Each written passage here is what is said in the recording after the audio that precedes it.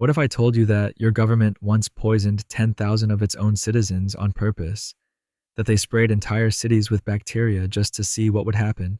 That they dosed random Americans with LSD in brothels while agents watched through mirrors? You'd probably think I was describing a dystopian novel, maybe a conspiracy theory your uncle forwards at 2 in the morning. But here's the uncomfortable truth. Every single thing you're about to hear is documented, declassified, and verifiable. These aren't theories. They're facts that were hidden in classified files until whistleblowers, lawsuits, or congressional investigations dragged them into the light. So, before we begin, do me a favor. Hit that subscribe button, give this video a like. Because YouTube's algorithm doesn't love dark history. And I need your help making sure these stories actually reach people.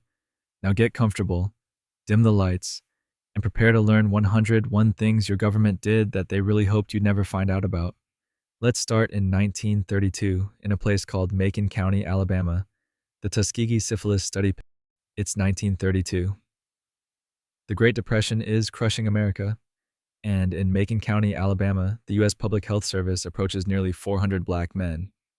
They tell them they're receiving free health care for bad blood. Generous, right? Except here's the thing. These men had syphilis, and the government knew it. For 40 years, doctors watched these men suffer. They documented the progression of untreated syphilis as it destroyed their bodies, their minds, their lives. Even after penicillin became the standard cure in 1947, they withheld it. They didn't tell the men what they actually had. They just observed. Like you'd watch mold grow on bread in a science fair project, except the bread was human beings with families. 28 men died directly from syphilis. 100 more died from complications. Their wives contracted it. Their children were born with it.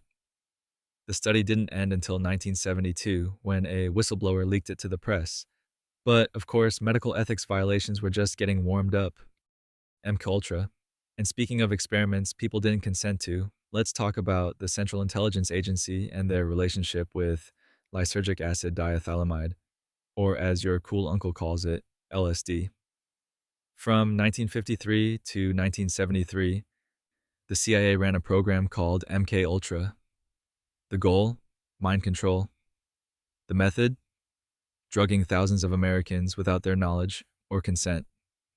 We're talking prisoners, mental patients, random citizens at bars. The CIA literally funded a brothel operation in San Francisco where they dosed Johns with LSD through one-way mirrors, for science. They gave it to soldiers, to hospital patients, to university students who thought they were participating in normal studies. One CIA officer even spiked his colleague's coffee with LSD. That guy later died by jumping through a window. Oops. The craziest part? We only know about this because someone forgot to shred the files. Most of the records were destroyed on purpose in 1973. So, if you've ever felt paranoid, just remember sometimes the paranoia is justified. Speaking of justified paranoia, military leaders have actually pitched staging terrorist attacks, Operation Northwoods. It's 1962. Cuba is right there, just 90 miles from Florida, and the Joint Chiefs of Staff are getting creative. By creative, I mean they unanimously approved a plan to stage false flag terrorist attacks on American soil to justify invading Cuba. The proposal included hijacking planes, bombing U.S. cities, sinking boats full of Cuban refugees, and blaming it all on Castro. They wanted to create a helpful wave of national indignation. Their words, not mine. They even suggested painting a plane to look like a civilian aircraft, filling it with fake passengers, and shooting it down. Just normal Pentagon stuff. President Kennedy read the proposal. Then he said no. Firmly. The kind of no that ends careers. The operation never happened, but the document sat in a vault until it was declassified in 1997. You can read it yourself. It's real. Now, if you think that's the only time the government got creative with surveillance and disruption tactics, buckle up because the FBI had a whole program for that. COINTELPRO, from 1956 to 1971, the FBI ran a delightful program called COINTELPRO, short for Counterintelligence Program. Their mission? Surveilling, infiltrating, discrediting, and disrupting American citizens who had opinions the government didn't like. Civil rights activists, anti war protesters, the Black Panthers. Even Albert Einstein had a file. But the FBI's special project was Martin Luther King Jr. They wiretapped his home, his hotel rooms, his phones. They recorded his private conversations, looking for anything to destroy his reputation. Then they sent him a letter, an anonymous letter suggesting he kill himself before accepting the Nobel Peace Prize. They included audio recordings from their surveillance, implying they'd release them if he didn't comply. This wasn't a rogue agent. This was official policy. J. Edgar Hoover personally approved operations to expose, disrupt, misdirect, discredit, or otherwise neutralize activists. They didn't just watch people, they actively tried to destroy their lives, relationships, and organizations. But surveillance wasn't the only creative solution the government found to problems. Sometimes they just added poison to things people were already drinking. Poisoned alcohol during Prohibition. Let's rewind to the 1920s. Prohibition is in full swing, and Americans are still drinking, because of course they are. The government's frustrated, so they decide to try a new tactic, poisoning the alcohol supply. Industrial alcohol was regularly stolen and redistilled into bootleg liquor. The government knew this, so they ordered manufacturers to add even more toxic chemicals, things like methanol, gasoline, benzene, and acetone. The idea was to make people too sick to drink. The reality? They made people dead. By the end of Prohibition in 1933, an estimated 10,000 Americans had died from government-poisoned alcohol. On Christmas Eve 1926 alone, 60 people died in New York City from toxic booze. The government kept doing it anyway. Medical examiners called it murder. The government called it deterrence. Either way, people kept drinking and kept dying, because apparently the best way to handle a public health issue is to add more poison. And speaking of adding things to people without asking, let's talk about what they did to pregnant women. Radiation experiments on pregnant women. It's the 1940s and 50s, and scientists are very curious about radiation. So curious, in fact, that they decide to feed radioactive iron to hundreds of pregnant women at Vanderbilt University and other institutions.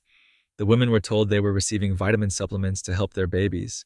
They were not informed that these vitamins were radioactive isotopes. The goal was to study how radiation moved through the body and into the fetus, for science. And by science, I mean we want to know what happens during nuclear fallout. So let's use pregnant women as test subjects. The study tracked these women and their children for years. Some of the children developed cancer. The government didn't tell the families about the radiation until decades later. When the story finally broke in the 1990s, settlements were paid. Apologies were issued. The usual. But hey, at least those experiments were conducted in hospitals. Sometimes the government preferred to do their testing out in the open air, where everyone could participate without knowing. Operation Sea Spray, September 1950. The U.S. Navy has a question. What would happen if someone released biological weapons over an American city? And instead of, running a simulation, they decide to just do it.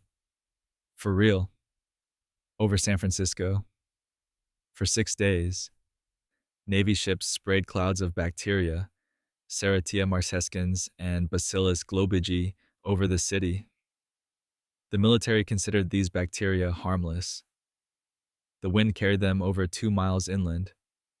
The bacteria settled on buildings, on streets, in people's lungs. Shortly after, hospital admissions for pneumonia and urinary tract infections spiked. One man, Edward Nevin, died from a Serratia infection. His grandson later sued the government. The government's defense? We didn't think it would hurt anyone. They lost anyway. This wasn't the only biological test. Between 1949 and 1969, the military conducted hundreds of secret biological warfare tests on American cities, but at least they were testing on living people. Sometimes they preferred to use the dead, specifically babies. Project Sunshine. Let me tell you about Project Sunshine, which is quite possibly the most unfortunately named government program in history. In the 1950s, scientists wanted to measure strontium-90 levels from nuclear fallout. Strontium-90 accumulates in bones, especially young bones, so they needed samples. Lots of samples. Solution? They secretly collected body parts from dead babies and children around the world. Over 1,500 samples. They didn't ask parents for permission. They just took pieces during autopsies. Legs, ribs, entire spines. Then they shipped them back to the United States for testing. Parents had no idea their children's bodies had been harvested. Some remains were taken from countries like Australia, South America, and Europe. When the program was exposed in the 1990s, governments issued apologies. The families? They got to live with the knowledge that their babies' corpses had been mined for Cold War data. But body snatching wasn't the government's only creative strategy. Sometimes wealthy Americans tried to skip the middleman entirely and just overthrow democracy themselves. The Business Plot, 1933. The Great Depression is destroying America, and President Franklin Roosevelt is passing New Deal policies left and right. This makes wealthy industrialists very nervous. So nervous, apparently, that a group of them, backed by some of Wall Street's biggest names, allegedly decided to overthrow the government. They approached Major General Smedley Butler, a decorated Marine, thinking he'd lead a fascist coup. Instead, Butler went straight to Congress and testified under oath about the plot. He named names. He detailed plans to install a dictator and create a paramilitary force of 500,000 veterans. Congress held hearings. They confirmed a plot existed. Then, nothing. No arrests, no prosecutions. The names were redacted from the public record. Some of the alleged conspirators included people connected to DuPont, Goodyear, and even Prescott Bush's banking partners. Butler spent the rest of his life warning about war profiteering and corporate power. Meanwhile, speaking of powerful people getting second chances, the U.S. had a whole operation for that after World War II. Operation Paperclip.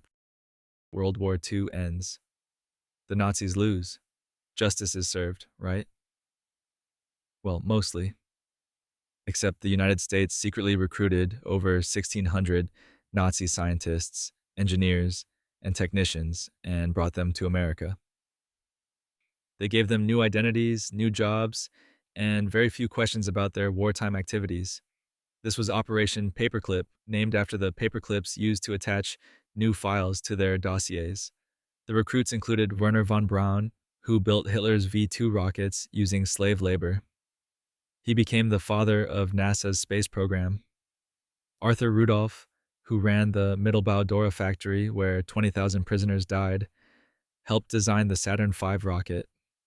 The Joint Intelligence Objectives Agency actively whitewashed Nazi records, deleting references to war crimes and SS memberships. Their justification? We needed them before the Soviets got them. Because apparently the Cold War required a few genocides to be overlooked, these scientists went on to have distinguished American careers. And if you're thinking the government never made morally questionable deals again, well, let me tell you about the 1980s. Iran-Contra affair. Picture this.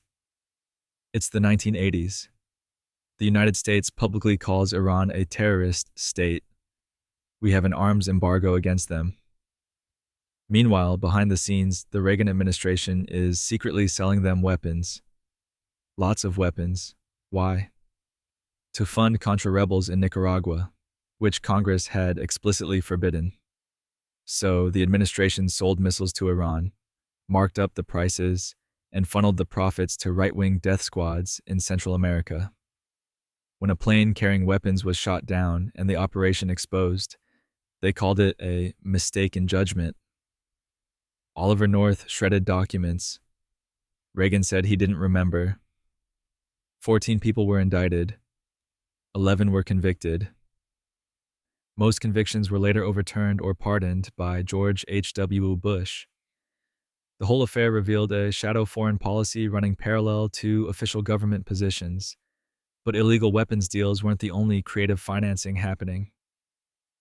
Sometimes the justification for war itself turned out to be, let's say, flexible with the truth. Gulf of Tonkin Incident, August 1964. The USS Maddox is in the Gulf of Tonkin. They report being attacked by North Vietnamese torpedo boats. 2 days later, they report a second attack.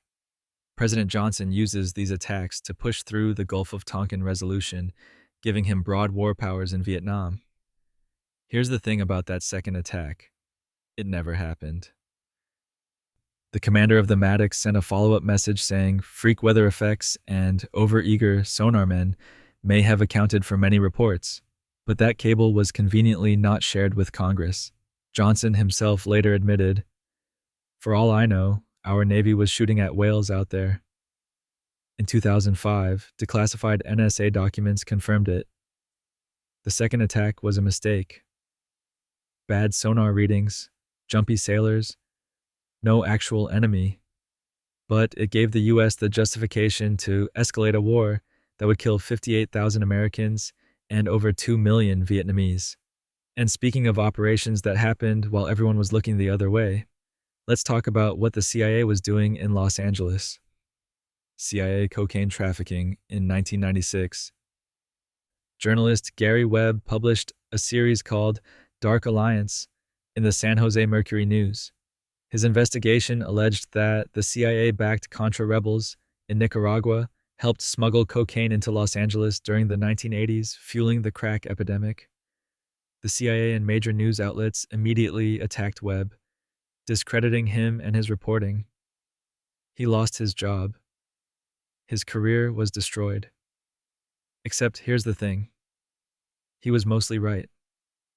In 1998, the CIA's own Inspector General released a report confirming that CIA assets were involved in drug trafficking. The agency had looked the other way while Contra supporters imported cocaine into the United States. They valued funding the Contras over stopping drug smuggling. Gary Webb died in 2004 from 2 gunshot wounds to the head. It was ruled a suicide. His reputation wasn't restored until years later, after his death, when other journalists revisited his work and confirmed its accuracy. But domestic drug problems weren't the only place where government ethics took a vacation. Sometimes they exported those ethics to other countries. Guatemala syphilis experiments. Remember the Tuskegee study? The one where the US government watched syphilis destroy black men for 40 years? Turns out they also had an international version. From 1946 to 1948, U.S. Public Health Service doctors deliberately infected nearly 700 Guatemalans with syphilis and gonorrhea without their consent. The subjects included prisoners, soldiers, psychiatric patients, and sex workers. Some were infected through intentional exposure to infected prostitutes. Others were directly inoculated. At least 83 people died. The experiments were designed to test whether penicillin could prevent infection. The results? Published in medical journals, but the methods were kept secret for over 60 years. In 2010, the story broke. President Obama officially apologized to Guatemala. Lawsuits were filed. The U.S. government settled but admitted no legal liability. Just another day in the long history of medical experiments without consent. And speaking of things done without consent, sometimes the government's harassment went beyond physical experimentation into psychological warfare. FBI's suicide letter to Martin Luther King Jr. We touched on COINTELPRO earlier, but this particular moment deserves its own spotlight. In 1964, shortly before Martin Luther King Jr. was set to receive the Nobel Peace Prize, the FBI sent him a letter. It was typed anonymously. It called him a fraud and a hypocrite. It referenced FBI surveillance recordings of his private life. And then it strongly suggested, though not in explicit words, that he should kill himself. "You are done," it said. "There is but one way out for you." The letter was accompanied by a package containing audio recordings from FBI wiretaps. The implied message was clear: end your life, or we'll destroy your reputation and legacy. King didn't comply, obviously. He accepted the Nobel Prize. He continued his work. The FBI continued their campaign. J. Edgar Hoover called him the most notorious liar in the country. The letter was revealed years later and is now in the National Archives. You can read it yourself. It's exactly as chilling as you'd imagine. And with that comforting thought, we're 15 facts into this journey. Your eyelids are getting heavier. The government has gotten weirder. And we've got 86 more facts to go. Chemical weapons testing on American cities, but the FBI's psychological warfare was practically gentle compared to what the military was doing to entire cities. From the 1950s through the 1960s, the U.S. Army conducted hundreds of secret chemical tests on American populations. They sprayed zinc cadmium sulfide, a potentially carcinogenic compound, over Minneapolis, St. Louis, and Winnipeg. They released it from planes, from rooftops, from moving vehicles. The clouds drifted over schools, hospitals, residential neighborhoods. The Army claimed it was harmless tracer material to study how chemical agents would disperse during a Soviet attack. They didn't bother mentioning the tests were happening. Decades later, when the program was exposed, some studies suggested the compound could cause lung damage and cancer. The Army maintained it was safe. They would know, after all. They had tested it on millions of people without asking. The tests were part of a larger program involving more than 200 cities. But if you think spraying chemicals over cities from a distance was concerning, wait until you hear what they did to soldiers up close. Edgewood Arsenal experiments. From 1955 to 1975, the U.S. Army Chemical Corps ran experiments at Edgewood Arsenal in Maryland. Over 7,000 soldiers were exposed to chemical and biological agents, not in combat, in labs, on purpose. The Army gave them LSD, PCP, BZ, a hallucinogen so powerful it could incapacitate people for days. They exposed them to sarin and VX nerve agents. Mustard gas. Soldiers were told they were testing equipment or uniforms. Many had no idea they were being used as human test subjects for weapons. The effects lasted for years. Some soldiers developed cancer. Others suffered psychological trauma, chronic illness, memory loss. When they tried to get treatment from the VA, their military records had been classified. They couldn't prove what had been done to them. In 2004, the Army finally acknowledged the program. By 2009, Congress passed a law requiring the Pentagon to identify and notify all test subjects. Thousands of men spent decades not knowing why they were sick. And if you think the military saved its worst weapons testing for enemy territory, well, they definitely did plenty there too. The secret war in Laos. Let me tell you about a war most Americans don't even know happened. From 1964 to 1973, the United States dropped over 2 million tons of bombs on Laos. That's more than all the bombs dropped on Germany and Japan combined during World War II. One plane load every 8 minutes, 24 hours a day, for 9 years straight. Why? Laos was officially neutral during the Vietnam War. But the Ho Chi Minh Trail ran through it, so the U.S. carpet bombed the country in secret. Congress didn't know the full extent. The American public definitely didn't. 30% of those bombs didn't explode. They're still there. 80 million unexploded cluster bombs scattered across the countryside.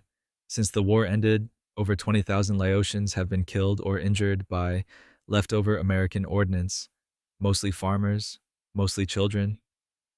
Laos is the most heavily bombed country per capita in history, and it was technically a secret.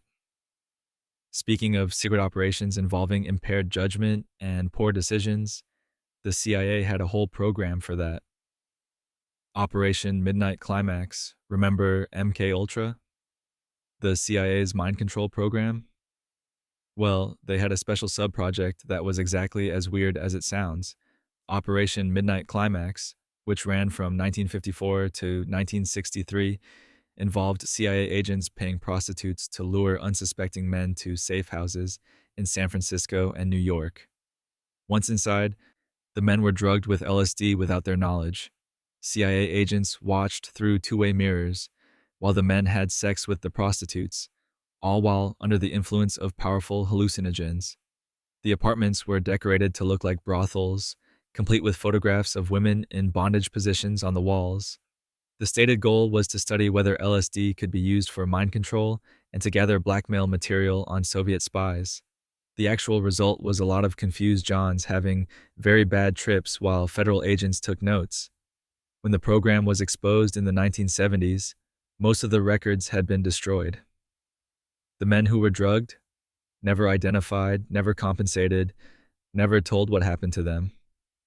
And speaking of people who were never compensated, no compensation for Tuskegee families. Remember those 400 men in the Tuskegee study? The ones who were denied treatment for syphilis for 40 years? In 1974, the government settled a class action lawsuit. Survivors received $37,000 each. The families of the men who died got $15,000. But here's what didn't happen. No compensation for the wives who contracted syphilis from their infected husbands. No compensation for the children born with congenital syphilis. No compensation for the grandchildren who grew up without grandfathers, or for the decades of compounded poverty and trauma. The study infected wives and children through deliberate medical neglect. Those secondary victims, the women who trusted their husbands, the babies born with disabilities, received nothing. The settlement explicitly excluded them. In 1997, President Clinton formally apologized. He called it shameful, but apologies don't pay medical bills or bring back the dead. And speaking of things that can't be undone, sometimes the evidence gets destroyed before anyone can be held accountable. The CIA destroyed MK Ultra records in 1973 as Watergate was exposing government misconduct left and right. CIA Director Richard Helms had a problem. MK Ultra, the agency's illegal mind control program, was about to be investigated, so he did what any reasonable person would do. He ordered the destruction of all MK Ultra records. Thousands of documents were shredded. An estimated 90% of the program's files vanished. Everything from detailed experiment notes to financial records to the names of test subjects, gone. What we know about MK Ultra comes from the 10% that survived, mostly financial documents that had been misfiled and escaped destruction. This means we'll never know the full extent of the program. How many people were dosed? How many died? What were the actual results? The CIA successfully erased the evidence of one of the most extensive domestic human rights violations in American history. Helms was later convicted of lying to Congress about Chile. He received a fine and a suspended sentence. No one went to prison for MK Ultra. And speaking of violations that went on for far too long, forced sterilization programs between 1907 and the 1970s. Over 60,000 Americans were forcibly sterilized under state eugenics laws. The targets? Poor people, disabled people, people of color, people deemed feeble-minded or unfit to reproduce. Women were sterilized without consent during other medical procedures. Sometimes they were told they were having appendectomies. California led the nation with 20,000 forced sterilizations, but 32 states had eugenics laws. In Virginia, Carrie Buck was sterilized in 1927 after being raped, because authorities decided her pregnancy proved she was morally delinquent. The Supreme Court upheld Virginia's sterilization law 8-1. Justice Oliver Wendell Holmes wrote, "3 generations of imbeciles are enough." The programs continued well into the 1970s. In some states, Prisoners were offered reduced sentences in exchange for sterilization. Native American women were sterilized by Indian Health Service doctors without proper consent through the 1970s. The last forced sterilization law wasn't repealed until 2013. And if you think the eugenics mindset stayed in the courtroom, the military had their own twisted version. Mustard gas tests segregated by race. During World War II, the U.S. military tested mustard gas and other chemical agents on approximately 60,000 American soldiers. These weren't accident exposure tests. These were deliberate experiments to measure the effects of chemical weapons on human subjects. Here's where it gets worse. The tests were segregated by race. The military specifically wanted to see if Black and Puerto Rican soldiers would react differently to chemical weapons than white soldiers. They exposed these men to mustard gas that caused painful blisters, breathing problems, and long-term health issues. The men were sworn to secrecy. Their medical records were classified. When they developed cancer and other illnesses decades later, they couldn't prove their military service had caused it, so they couldn't get VA benefits. The full extent of the program wasn't revealed until 2015, when NPR and the Department of Veterans Affairs finally investigated. Many of the test subjects had already died. Those still alive were in their 90s, still fighting for recognition and compensation.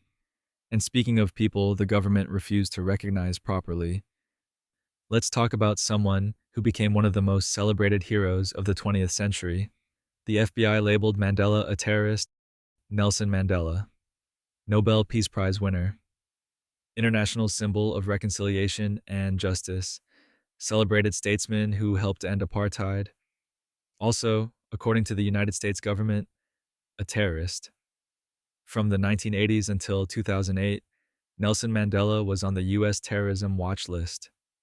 This meant that technically, every time he visited the United States, including to address the United Nations, he needed a special waiver because he was classified as a terrorist threat. The listing dated back to when Mandela's organization, the African National Congress, was fighting apartheid in South Africa.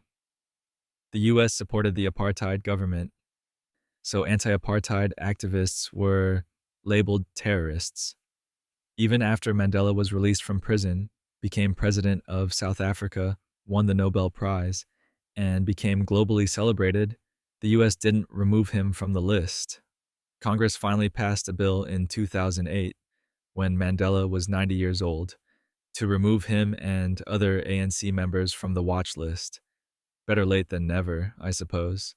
And speaking of delayed responses to humanitarian crises, let's talk about the 1980s. The Reagan administration ignored AIDS. In 1981, the first cases of a mysterious illness appeared among gay men in Los Angeles and New York. By 1982, it had a name: Acquired Immune Deficiency Syndrome. By 1985, over 12,000 Americans had died. During those years, President Reagan didn't publicly mention AIDS, not once. His press secretary, Larry Speakes, laughed about it during press briefings.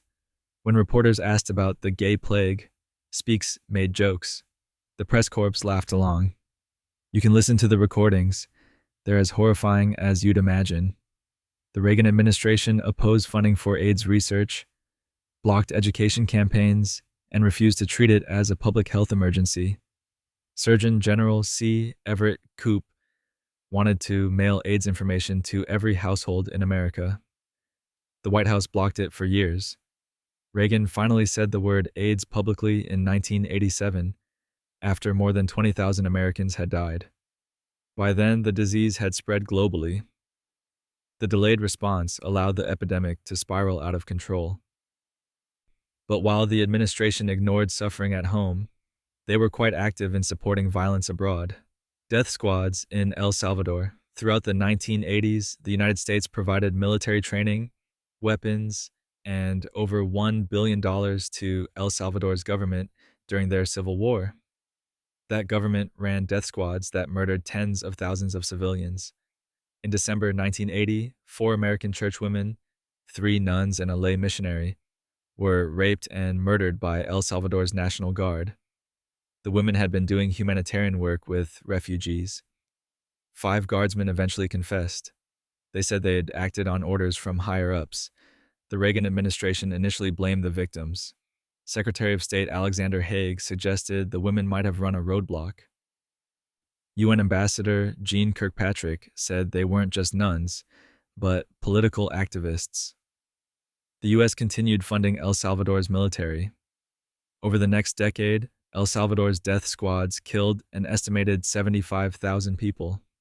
The US trained many of these soldiers at the School of the Americas. We knew what they were doing. We kept sending money anyway, and El Salvador wasn't an isolated case. The US had a habit of overthrowing governments that disagreed with us. CIA coups of democratically elected leaders. Let's take a quick tour of the CIA's greatest hits in overthrowing democracy. Iran, 1953. The CIA orchestrated a coup against Prime Minister Mohammad Mossadegh after he nationalized oil. They installed the Shah, whose brutal regime lasted until the Iranian Revolution. That revolution, directly caused by resentment over the US-backed coup, Guatemala, 1954. The CIA overthrew democratically elected President Jacobo Arbenz because he tried land reform that threatened United Fruit Company. The coup led to a 40-year civil war that killed 200,000 Guatemalans. Congo, 1960. The CIA plotted to kill Prime Minister Patrice Lumumba. He was assassinated within months of taking office. The country descended into decades of dictatorship. Chile, 1973. The CIA backed a military coup against Salvador Allende. Thousands were killed under Pinochet's dictatorship. These aren't conspiracy theories. These are declassified operations. The US systematically undermined democracies, installed dictators, and caused decades of suffering because we disagreed with their economic policies. And speaking of long-term suffering caused by American bombs, cluster bombs on Cambodia. While we were secretly bombing Laos, we were also secretly bombing Cambodia. From 1969 to 1973, the US dropped over 2.7 million tons of bombs on Cambodia. President Nixon and Henry Kissinger ordered the bombing campaign without telling Congress. The targets were supposed to be North Vietnamese supply routes. The reality was carpet bombing that killed between 150,000 and 500,000 Cambodian civilians.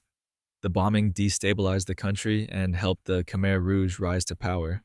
Yes, the genocidal regime that killed 2 million people. American bombs helped create the conditions for that. And just like in Laos, many of the bombs didn't explode. Cambodia is still littered with unexploded ordnance. Since 1979, more than 64,000 Cambodians have been killed or injured by leftover American cluster bombs, farmers plowing fields, children finding strange metal objects. We destroyed a neutral country, helped trigger a genocide, and left behind a landscape of bombs that will keep killing people for generations.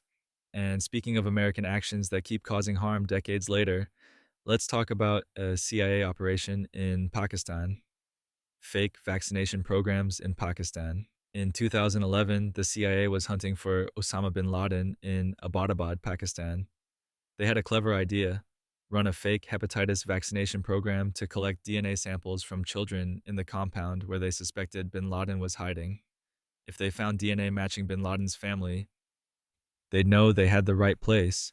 So they recruited a Pakistani doctor, Shakil Afridi, and sent teams door to door offering free vaccines. Some of the vaccines were real, some weren't. The program was cut short when bin Laden was killed in the raid, but the damage was done. When the operation was exposed, trust in vaccination programs collapsed across Pakistan and parts of Afghanistan. Polio vaccination workers were murdered by Taliban militants who believed they were American spies. Pakistan became one of the last countries where polio remained endemic. The CIA's fake vaccination program directly contributed to vaccine hesitancy that has killed and paralyzed thousands of children. Health organizations around the world condemned the operation. The damage to public health continues today, but at least those were intentional operations. Sometimes the government just loses track of incredibly dangerous things. I lost nuclear weapons. Here's a fun fact to help you sleep. The United States has lost at least 6 nuclear weapons and never found them. These are officially called broken arrows, nuclear weapons accidents. The military admits to 32 broken arrow incidents, but at least 6 involved weapons that were never recovered. One is somewhere off the coast of Tybee Island, Georgia. A B-47 bomber collided with a fighter jet in 1958 and jettisoned a 7,000-pound Mark 15 nuclear bomb into the ocean. It's still there, probably. Another is in the waters off Palomares, Spain, where a B-52 crashed in 1966. They recovered 3 of the 4 nukes it was carrying. The 4th is at the bottom of the Mediterranean. There's one in Wassaw Sound near Savannah, lost in 1958. One near Greenland from a 1968 crash. The military says the lost weapons pose minimal radiation risk. They also said Agent Orange was safe, and that atomic bomb tests wouldn't hurt anyone, so make of that what you will.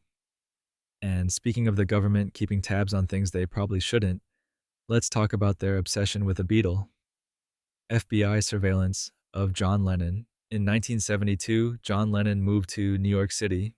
He was openly opposed to the Vietnam War. This made President Nixon and FBI Director J. Edgar Hoover very nervous, especially since Lennon had a platform and Nixon had an election coming up. So the FBI opened a file on Lennon.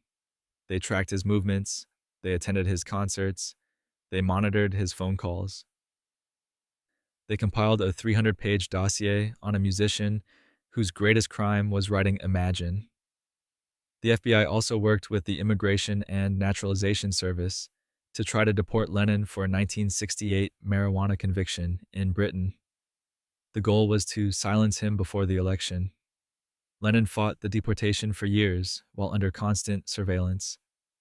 The campaign only ended when Nixon resigned. Lennon was finally granted permanent residency in 1976. His FBI file was partially released in 1997. Portions remain classified to this day, which raises questions about what exactly the FBI was doing beyond surveillance. And speaking of fabricated operations designed to manipulate public opinion, the CIA had a creative approach during the Cold War. Fake Cuban exile groups. After the Bay of Pigs disaster in 1961, the CIA still really wanted to overthrow Castro. So they created fake Cuban exile organizations to make it look like there was massive organic support for invasion. The CIA funded these groups, wrote their press releases, staged their protests, and generated media coverage. They created the illusion of a genuine grassroots movement demanding U.S. intervention. Some groups were entirely fabricated. Others were real organizations that the CIA infiltrated and controlled.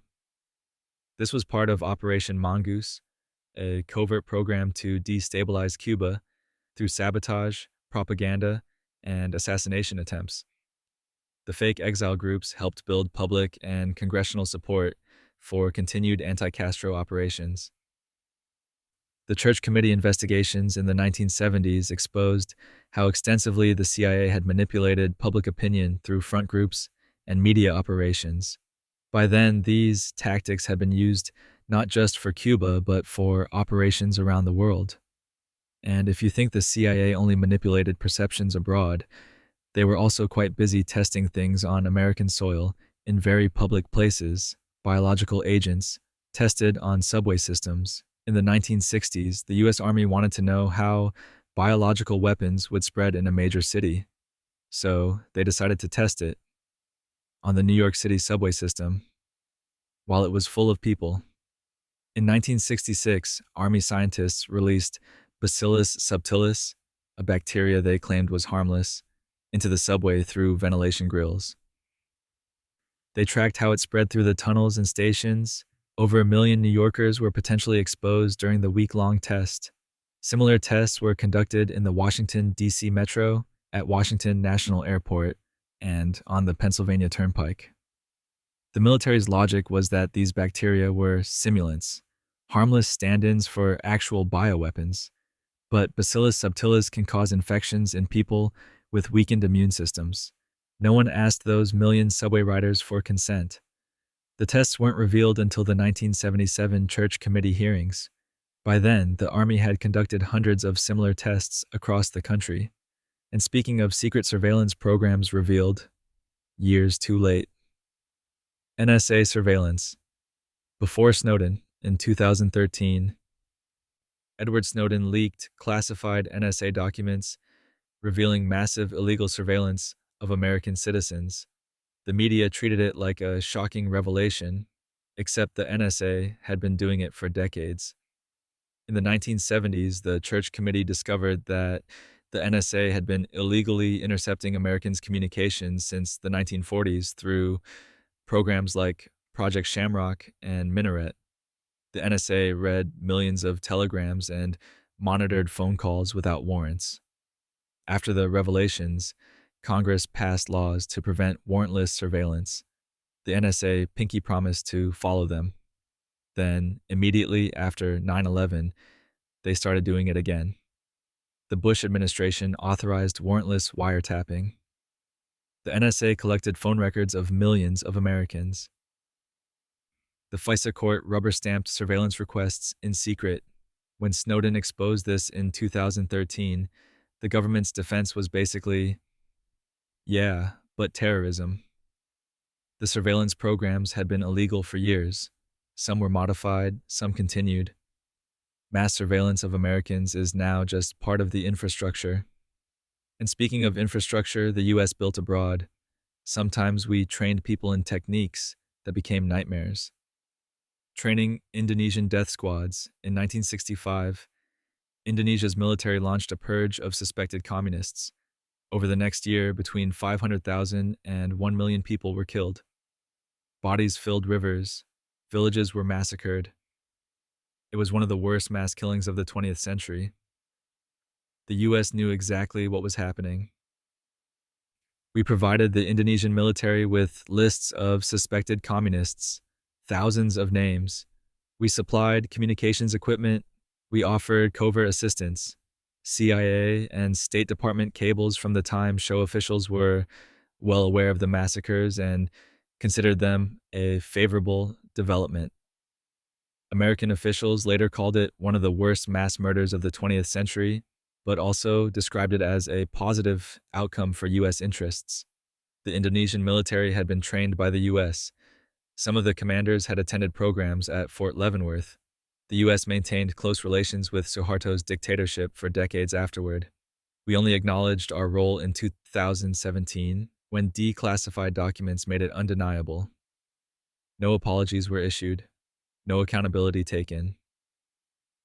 And speaking of experiments where accountability came far too late, radioactive cereal for disabled children. In the 1940s and 50s, researchers at MIT and Harvard fed radioactive iron and calcium to mentally disabled children at the Walter E. Fernald State School in Massachusetts.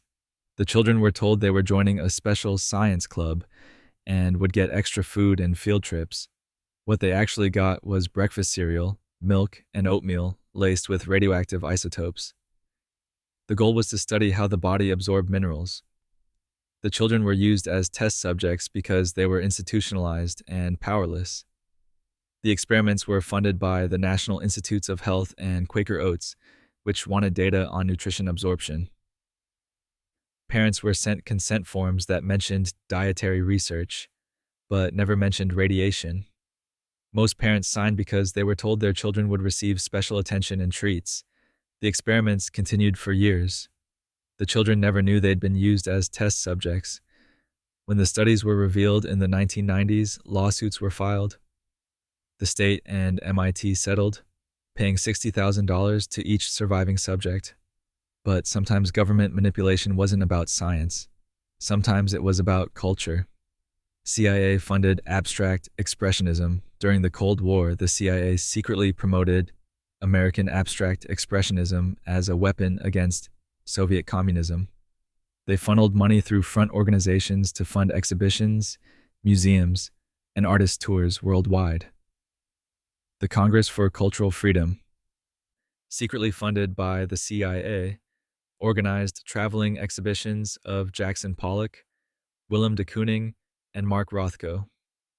The goal was to showcase American cultural freedom and sophistication against Soviet socialist realism. Abstract art became propaganda, proof that America was more creative and free than the USSR. Many of the artists had no idea their work was being used this way. Some were political leftists who would have been horrified to know the CIA was promoting them. The museums and galleries often didn't know their funding came from intelligence agencies. The operation was revealed in 1967 when Ramparts magazine exposed the CIA's funding of cultural organizations. By then, abstract expressionism had become globally dominant. The CIA had successfully weaponized art. And speaking of Cold War alliances that aged poorly, the US supported one of the most notorious racist regimes of the 20th century. Supporting apartheid South Africa, throughout the Cold War, the United States maintained close ties with apartheid South Africa. We vetoed UN Security Council resolutions condemning apartheid. We opposed sanctions. We classified Nelson Mandela's ANC as a terrorist organization while maintaining friendly relations with the white supremacist government. President Reagan vetoed the Comprehensive Anti-Apartheid Act in 1986. Congress overrode his veto, one of the few times that happened during his presidency. Reagan argued that sanctions would hurt black South Africans. What actually hurt black South Africans was the apartheid regime we kept supporting. The U.S. justified its support through Cold War logic. South Africa was anti-communist, so we overlooked the systemic racism, violence, and oppression. We provided military cooperation and intelligence sharing. American companies did business there despite international pressure. Only in the 1990s, as apartheid collapsed, did the U.S. pivot to supporting democracy in South Africa. We showed up late to the right side of history, after decades of supporting the wrong one. And speaking of showing up late with apologies for harm caused, let's talk about a chemical weapon we sprayed all over Vietnam. Government lies about Agent Orange. From 1961 to 1971, the U.S. military sprayed nearly 20 million gallons of Agent Orange and other herbicides over Vietnam. The goal was to defoliate forests where Vietnamese forces hid and to destroy crops. The military assured soldiers and the public that Agent Orange was harmless to humans. They sprayed it directly over troops. They used it near civilian populations. When veterans started developing cancers, neurological disorders, and having children with birth defects, the government insisted there was no connection. For decades, the Department of Defense and Veterans Affairs denied that Agent Orange caused health problems. They commissioned studies and dismissed findings that showed links to disease. Veterans fought for benefits and were systematically denied. It wasn't until 1991 that Congress finally passed the Agent Orange Act, forcing the VA to recognize certain cancers and diseases as service-connected. By then, thousands of veterans had died. Millions of Vietnamese still suffer health effects, and the U.S. government has never compensated them. And just when you think the FBI's treatment of civil rights leaders couldn't get worse than the suicide letter to MLK, they had more to say. FBI letters to Coretta Scott King, the FBI's harassment campaign against Martin Luther King Jr., didn't just target him, they went after his wife too. The FBI sent anonymous letters to Coretta Scott King calling her husband a filthy animal.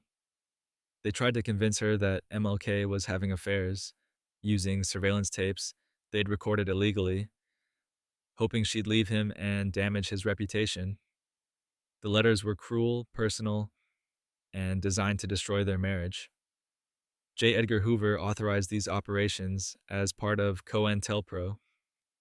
The FBI saw King's civil rights work as a threat to the established order. Destroying his personal life was considered a legitimate tactic to undermine his movement. The letters continued even after King's assassination. The FBI kept files on Coretta Scott King, monitoring her activities as she continued civil rights work. They tracked her for years, considering her a potential threat simply for advocating for justice. These weren't rogue agents. This was institutional policy from the highest levels of federal law enforcement. And we're only 40 facts into this journey, which means there's still plenty more to uncover. Kunduz Hospital bombing. In October 2015, a U.S. AC-130 gunship circled above a Doctors Without Borders hospital in Kunduz, Afghanistan. For over an hour, it fired on the clearly marked medical facility. 42 people died, including patients in their beds and medical staff trying to help them. Doctors Without Borders had provided GPS coordinates to all parties in the conflict. The hospital was clearly marked with the organization's logo on the roof. It was the only major trauma center in the region. The U.S. military initially claimed they were targeting Taliban fighters. Then they said it was self-defense. Then they said it was a mistake. 16 military personnel received administrative discipline, letters of reprimand, basically. No criminal charges. The military refused to call it a war crime, settling on tragic but avoidable accident. Doctors Without Borders called it what it was, a war crime. They demanded an independent investigation. It never happened. The U.S. investigated itself and concluded it had made an oopsie. And speaking of tests where the U.S. military treated its own sailors as expendable, Project Shad from 1962 to 1973, the Department of Defense ran Project Shad, Shipboard Hazard and Defense. The name sounds boring. The reality was that the military exposed thousands of Navy sailors to chemical and biological weapons without their knowledge or proper protective equipment. They sprayed ships with nerve gas, including sarin and VX. They released biological agents like E. coli and Bacillus globigi. The sailors were told they were testing new decontamination procedures. They weren't told they were being exposed to actual weapons-grade toxins. The Navy conducted over 100 tests, exposing an estimated 6,000 sailors. Many developed cancers, neurological disorders, and other illnesses decades later. When they applied for VA benefits, the military denied their service records showed exposure because those records were classified. The Pentagon didn't acknowledge Project Shad until 2000. By then, many test subjects had died. The survivors fought for years to get medical care. Some are still fighting, but at least those sailors knew they were in the military. Sometimes the CIA preferred civilians who had no idea what was happening, or on Operation Midnight Climax. We talked about Operation Midnight Climax earlier, but there's more to this story. The CIA didn't just run these safe houses in San Francisco and New York. They were part of a larger network testing whether sex and drugs could be used for espionage. The agents running the operations weren't scientists or doctors. They were intelligence officers with expense accounts and a mandate to experiment. One CIA officer, George White, ran the San Francisco operation from a safe house while drinking martinis and watching through two-way mirrors. He later wrote in a retirement letter, "I was a very minor missionary, actually a heretic, but I toiled wholeheartedly in the vineyards because it was fun. Fun, fun, fun." He thought it was fun to drug unsuspecting civilians. The men who were dosed and watched had no recourse. They never knew what happened to them. Many probably thought they'd had bad trips or nervous breakdowns. The program continued for nearly a decade, and while the CIA was running brothels in California, the military was calculating bombing tonnage in Southeast Asia. The math of Cambodia's destruction. Let me give you some numbers that might help you understand the scale of what happened in Cambodia. From July to December 1973, that's roughly 100 days, the U.S. dropped 32 tons of bombs per hour on Cambodia. Every hour. For 100 days straight. That's 240,000 pounds of explosives every 60 minutes. 768 bombs per hour if you average it out. Imagine hearing that every hour for months. Imagine being a rice farmer and watching your country get erased from the sky. The bombing was so intense that pilots ran out of strategic targets. They started bombing anything that moved. Villages, water buffalo, rice paddies. The Air Force called it hunting for game. The game was human beings. All of this was done secretly. Congress didn't authorize it. The American public didn't know. It was only revealed after the fact, when it was too late to stop it and too late for the hundreds of thousands who died. And speaking of operations, the government prefers to keep quiet about the classified parts of Waco and Ruby Ridge. In 1992 at Ruby Ridge, Idaho, and 1993 at Waco, Texas, federal law enforcement operations went catastrophically wrong. At Ruby Ridge, FBI snipers killed a woman holding her baby. At Waco, 76 people died in a fire after a 51-day siege, including 25 children. Here's what's interesting. Significant portions of what happened during these incidents remain classified. FBI rules of engagement, communications between agencies, sniper logs, surveillance footage, much of it is still sealed decades later. At Ruby Ridge, the Justice Department found the FBI had used unconstitutional rules of engagement. At Waco, questions remain about how the fire started and what the FBI knew about children in the compound. Congressional hearings were held, reports were written, but key documents stayed classified. The official investigations acknowledged serious mistakes. People were disciplined, though mostly with administrative penalties. But the classified portions mean we'll never know the full story of what the government did and what decisions were made. And speaking of covert operations that were later abandoned, the CIA had an interesting relationship with Tibetan resistance fighters. The CIA and the Dalai Lama, from the late 1950s through the 1960s, the CIA secretly funded and trained Tibetan guerrillas to fight Chinese occupation. They paid the Dalai Lama's administration $1.7 million a year.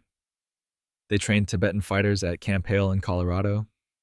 They supplied weapons, funding, and intelligence support for resistance operations. The program was called Operation ST Circus. The CIA trained several hundred Tibetan fighters in guerrilla warfare and paradropped them back into Tibet. Many were killed. The operations had limited success militarily, but created significant intelligence gathering capabilities. Then, in the early 1970s, President Nixon normalized relations with China.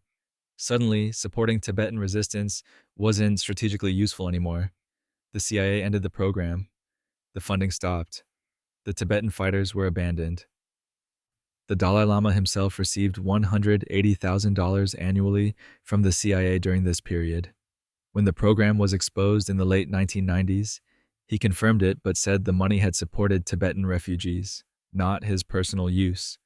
And speaking of strategically convenient relationships that later became embarrassing, selling chemical weapons precursors to Saddam throughout the 1980s, while Iraq and Iran were at war, the United States sold Iraq chemical and biological weapons precursors. We're talking about the compounds needed to make sarin, VX nerve gas, and anthrax. We sold them to Saddam Hussein. On purpose, the Reagan administration removed Iraq from the state sponsors of terrorism list in 1982 specifically to allow weapons sales. American companies, with government approval, exported bacteria cultures, chemical precursors, and dual-use technology to Iraq. We knew Saddam was using chemical weapons against Iran. We knew because we were providing satellite imagery to help Iraqi forces target Iranian troops. When Saddam gassed the Kurdish town of Halabja in 1988, killing 5,000 civilians, the U.S. response was muted. Fast forward to 2003, and we invaded Iraq partly because of weapons of mass destruction. The irony is that many of those weapons capabilities came from materials we sold them. We armed him, then went to war over the fact that he was armed. And speaking of files the government kept on people who probably didn't deserve surveillance. Einstein's FBI file.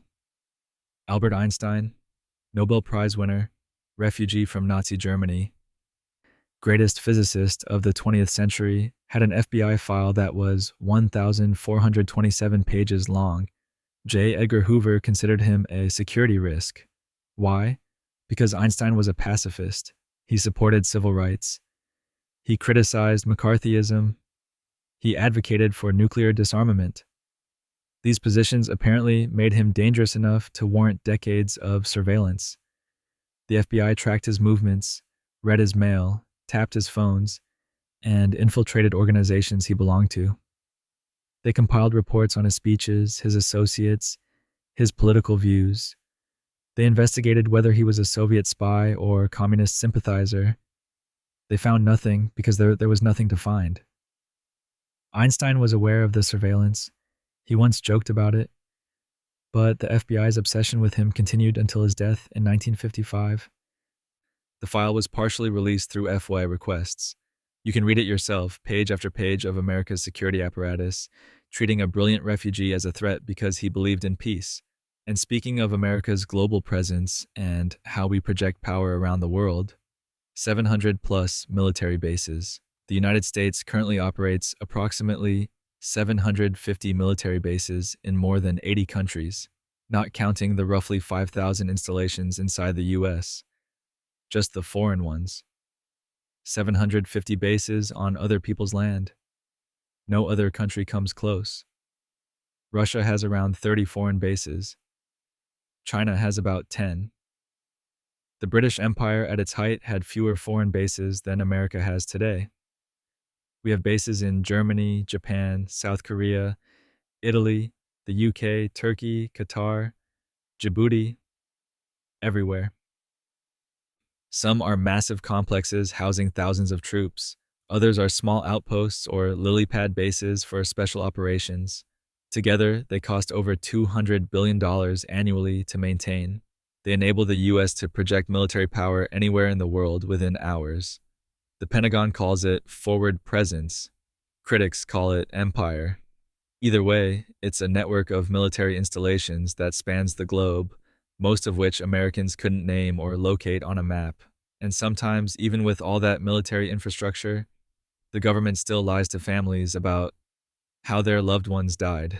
The Pat Tillman cover-up. Pat Tillman gave up a $3.6 million NFL contract to join the Army Rangers after September 11th. In April 2004, he was killed in Afghanistan. The Army immediately reported he died heroically in combat, killed by enemy fire. They awarded him a Silver Star. They held a nationally televised memorial service. President Bush and military leaders praised his sacrifice, except none of it was true. Tillman was killed by friendly fire. His own unit shot him. The Army knew within hours. They destroyed evidence, including Tillman's uniform and body armor. They ordered soldiers to lie. They created a false narrative about his death and promoted it for weeks while his family grieved.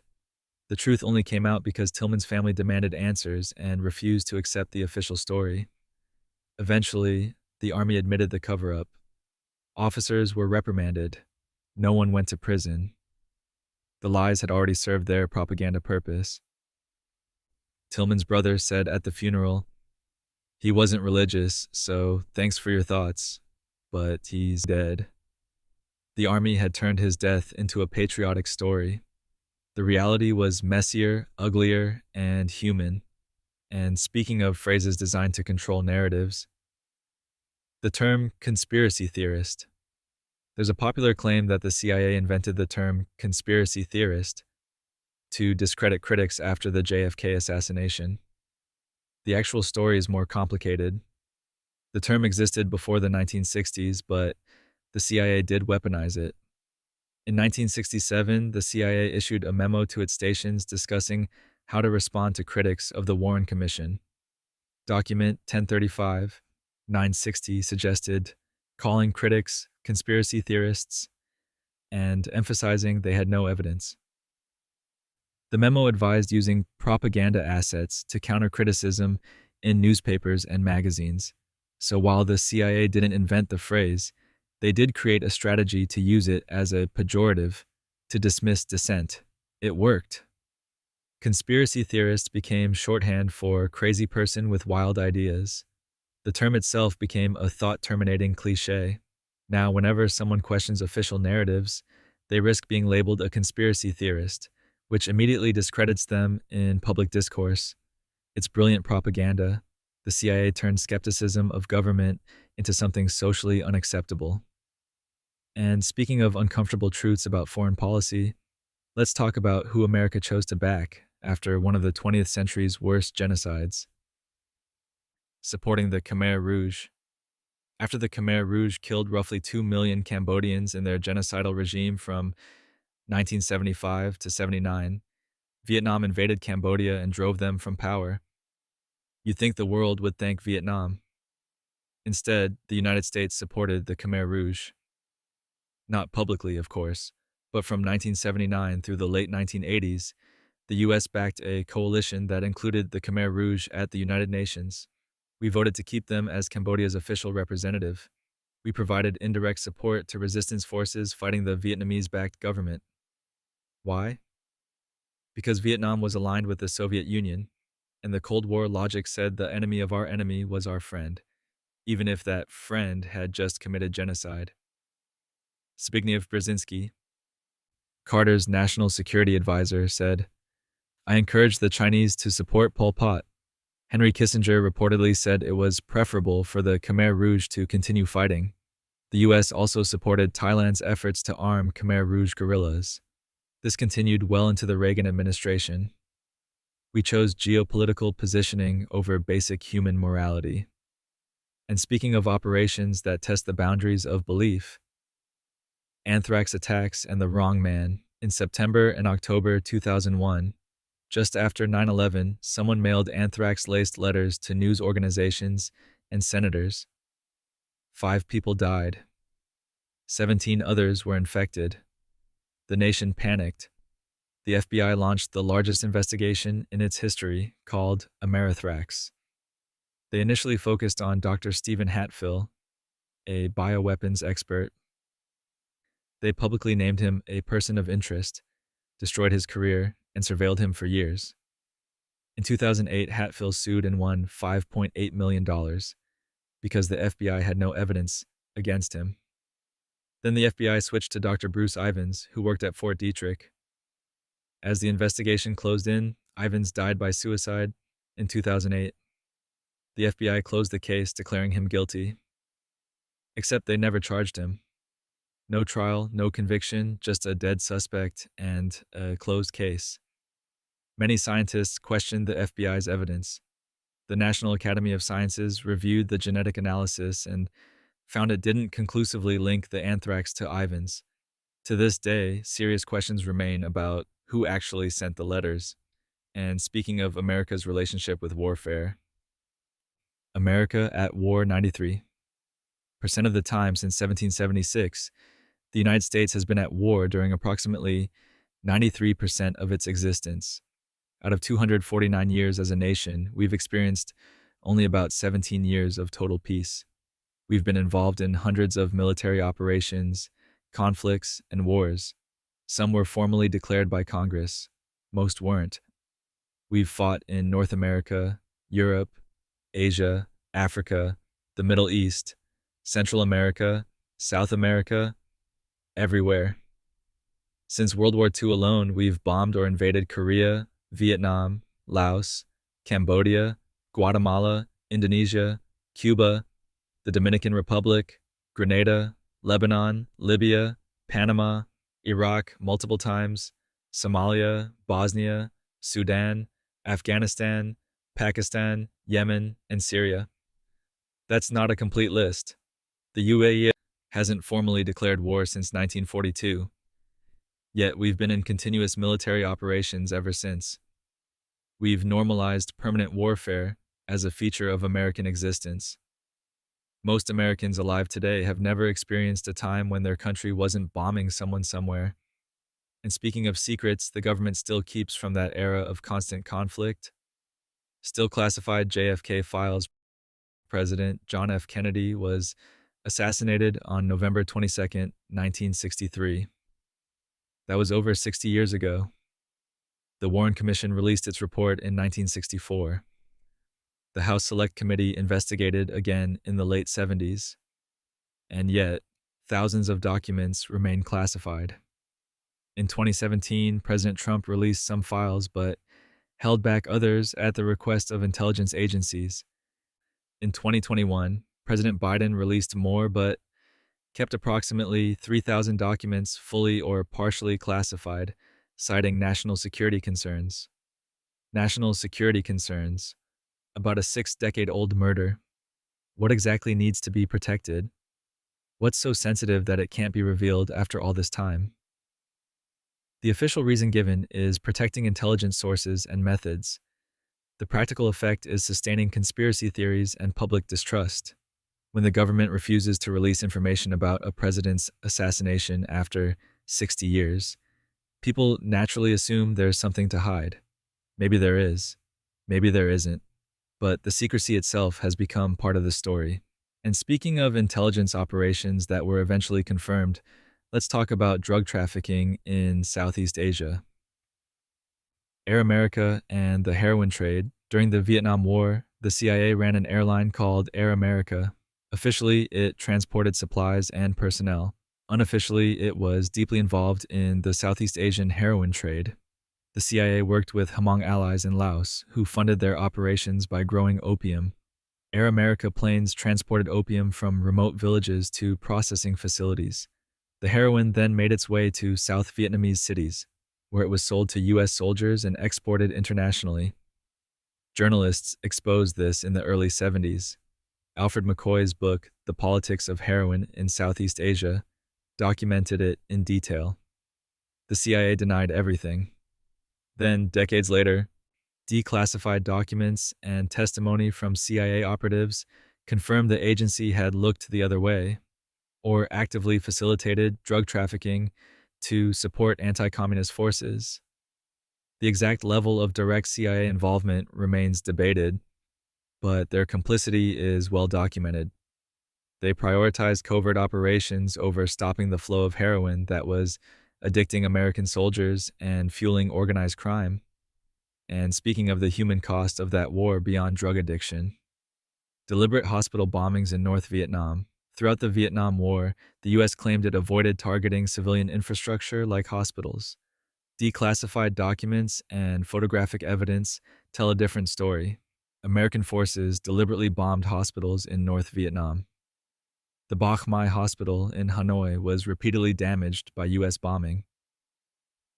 The December 1972 Christmas bombing campaign hit residential areas, schools, and medical facilities. Photographs show destroyed hospital wards, killed medical staff, and dead patients. The Pentagon maintained these were accidents or that hospitals were military targets because North Vietnamese forces used them for military purposes. But pattern analysis of bombing targets shows repeated hits on the same medical facilities over extended periods. International observers, including physicians from Western countries who visited North Vietnam, documented the destruction and testified that these were functioning civilian hospitals providing medical care. The U.S. never acknowledged deliberately targeting medical facilities, but the evidence suggests precision bombing that hit hospitals wasn't always accidental. And speaking of deliberate harm inflicted on civilians, let's go back to the very founding of American colonialism. Infected blankets at Fort Pitt in 1763. During Pontiac's Rebellion, British forces at Fort Pitt faced a siege by Native American forces. Captain Simeon Ecuyer decided on a biological warfare solution. He gave smallpox-infected blankets to Delaware representatives during a peace negotiation. This isn't a myth or legend. It's documented in historical records. Ecuyer wrote in his journal, "We gave them 2 blankets and a handkerchief out of the smallpox hospital. I hope it will have the desired effect."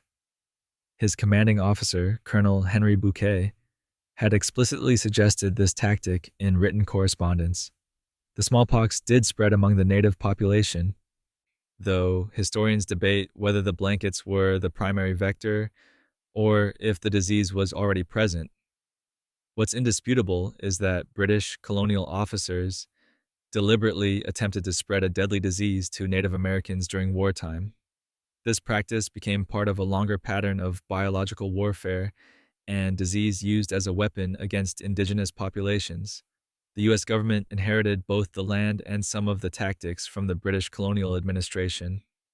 And with that particularly dark moment from the 18th century, we've reached fact 58. Your eyes are heavy. The government's history is heavier. and there are still 43 more facts waiting in the darkness. Forced displacement of Japanese Americans. In February 1942, just months after Pearl Harbor, President Franklin Roosevelt signed Executive Order 9066, forcing 120,000 Japanese Americans into internment camps. Two-thirds were U.S. citizens, many were children. Families were given days to sell their homes, businesses, and possessions. They were imprisoned in camps surrounded by barbed wire and guard towers in remote locations across the western United States. Families lived in cramped barracks with no privacy. They lost everything: their homes, their businesses, their communities, their freedom, not because of any evidence of disloyalty, because of their ethnicity. Meanwhile, German Americans and Italian Americans, whose ancestral countries we were also fighting, faced no mass incarceration. The internment was ruled constitutional by the Supreme Court in Korematsu versus United States, a decision that stood for decades. It wasn't until 1988 that Congress formally apologized and paid reparations of $20,000 to surviving internees. President Reagan signed the bill. The government finally acknowledged what Japanese Americans already knew. It was racism, not security. And speaking of violations that took decades to acknowledge, let's talk about another program that destroyed lives. Involuntary servitude through convict leasing. After the Civil War ended slavery in 1865, Southern states found a loophole. The 13th Amendment banned slavery except as punishment for crime, so they criminalized everyday black life and created the convict leasing system. Black people were arrested for vagrancy, being unemployed, or for minor infractions like talking too loudly. Once convicted, they were leased to private companies to work in mines, lumber camps, turpentine farms, and plantations. The conditions were often worse than slavery because companies had no financial interest in keeping workers alive. They could just lease more. Thousands died from exhaustion, disease, beatings, and industrial accidents. It was slavery by another name, sanctioned by state governments and blessed by federal courts. The system persisted well into the 20th century. Alabama didn't formally end convict leasing until 1928. This wasn't ancient history. People who experienced it lived into the 1960s and 70s. The system evolved into chain gangs and prison labor that continues today, with incarcerated people working for pennies per hour. And as we hit Fact 60, the weight of history presses down like those prison chains, and there are still 41 more truths to uncover before you drift off to sleep. NSA metadata collection. And speaking of surveillance systems that never really ended, let's talk about your phone. Every call you make, the NSA probably knows about it. Not the content necessarily, though maybe that too, but the metadata. Who you called, when you called them, how long you talked, where you were when you made the call. The NSA collects this information on nearly all phone calls made in the United States. They claim it's just metadata, as if that makes it less invasive. But metadata reveals patterns of your life: who your friends are, your doctors, your lawyers, your romantic interests, your political affiliations. This program was revealed through Edward Snowden's leaks in 2013. The government's defense was that it's just metadata, and it's essential for fighting terrorism. Courts have ruled both ways on whether it's constitutional. The program continues in modified form today. Your calls are being logged. The government is building a database of American social connections. And speaking of American connections to violence abroad, sometimes those connections funded some truly horrific conflicts. Porting Jonas Savimbi in Angola. During the Cold War, Angola's civil war became a proxy battlefield. The Soviet Union backed the MPLA government. The U.S. decided to back UNITA rebels led by Jonas Savimbi. From the 1970s through the 1990s, the CIA funneled weapons, training, and hundreds of millions of dollars to Savimbi. Savimbi was brutal. His forces used child soldiers, committed massacres, planted landmines indiscriminately, and terrorized civilians. Conservative estimates put the death toll from Angola's civil war at 500,000 people. Some estimates go much higher. The U.S. continued supporting Savimbi even after the Cold War ended. President Reagan called him a freedom fighter and invited him to the White House. The war continued until Savimbi was killed in 2002, after which peace finally came. Angola is still dealing with the aftermath: landmines everywhere, destroyed infrastructure, a traumatized population. The US backed Savimbi for decades because he was anti communist, regardless of the human cost. And speaking of human costs in the name of research, the government didn't always go abroad for test subjects. Prison medical experiments from the 1940s through the 1970s, pharmaceutical companies and government agencies used American prisoners as test subjects for medical experiments. Prisoners were deliberately infected with malaria, viral hepatitis, and other diseases to test treatments. At Stateville Penitentiary in Illinois, prisoners were infected with malaria over 400 times between 1944 and 1974. At Holmesburg Prison in Pennsylvania, prisoners were exposed to chemical agents, pathogens, and pharmaceuticals. Many were paid small amounts, a few dollars, for participating in experiments that could permanently damage their health. The ethical problem is obvious. Prisoners can't truly consent. They're in a coercive environment where participating in experiments might earn privileges or reduce sentences. Yet this practice continued for decades with government approval. Some prisoners developed chronic illnesses, some died. Most were never followed up with after release. The full extent of these experiments only became public through investigations in the 1970s. And speaking of funding questionable allies during the Cold War, one of America's proxy relationships would come back to haunt us, funding the Mujahideen. In the 1980s, when the Soviet Union invaded Afghanistan, the CIA launched Operation Cyclone, the largest covert operation in CIA history. Over $3 billion in weapons, training, and support flowed to Afghan Mujahideen fighters resisting Soviet occupation. The CIA worked with Pakistani intelligence to distribute weapons. They provided Stinger missiles that turned the tide of the war. They trained fighters in guerrilla tactics and sabotage. The operation was enormously successful at bleeding the Soviet Union and contributing to its eventual collapse. The problem was who we were funding. The Mujahideen weren't a unified democratic resistance. They included warlords, religious extremists, and people who would later form the Taliban and Al-Qaeda. Osama bin Laden was part of the network receiving indirect support through Pakistani and Saudi channels during this period. When the Soviets withdrew in 1989, the US largely abandoned Afghanistan. The country descended into civil war.